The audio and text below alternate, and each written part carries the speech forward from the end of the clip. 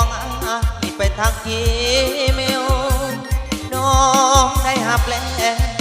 เป็นอย่างบ่ตอบอายมา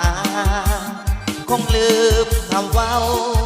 สองเฮาอยู่ที่เที่ยงนาถ้าน้องบ่มีเวลาบ่ให้โทรมาพออายดีใจลืมแกงหน่อไม้ใส่จุดอีกครั้งที่ผ่านมาบ่นึกเลยว่าสัญญาแล้วมาลืมไหลสาวพอดีดาบ่น่าสิมาตัวอาเดือนห้าบอกว่าบอกการสมใจหมายสองเท่านี้น้องเมื่อน้องจอดขึ้นย้อนสู่อเมริกาโทรศัพท์ก็บ่โทรหาขอ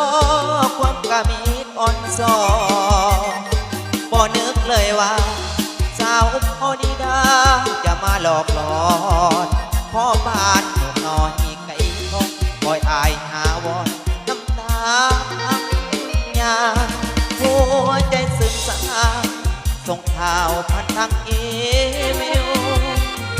บ่มีวี่แววเปิดหวังแล้วน้องเบาเมืองลาอ้างเจ็บเพื่อนี้เจ็บพี่ลี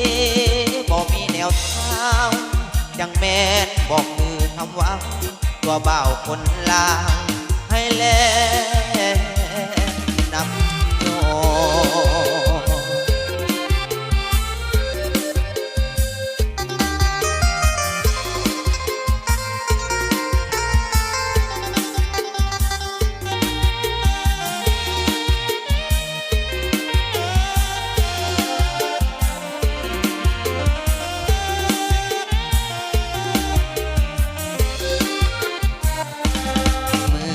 น้องจอดขึ้นย้อนสู่อเมริกาโทรศัพท์ก็บ่โทรหาขอความกะมีอ่อนสอนบ่นึกเลยว่าสาวพอดีดาจะมาหลอกหลอนพ่อบ้านหนุ่มน้อยไก่ทองปล่อยอายอาวอนน้ำตาพังยา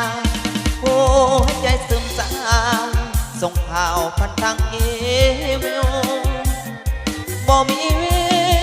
แววเปิดหวังแล้วน้องเบาเมืองลา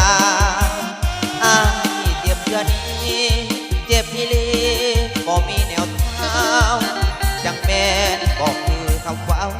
ตัวเบาคนลาให้แล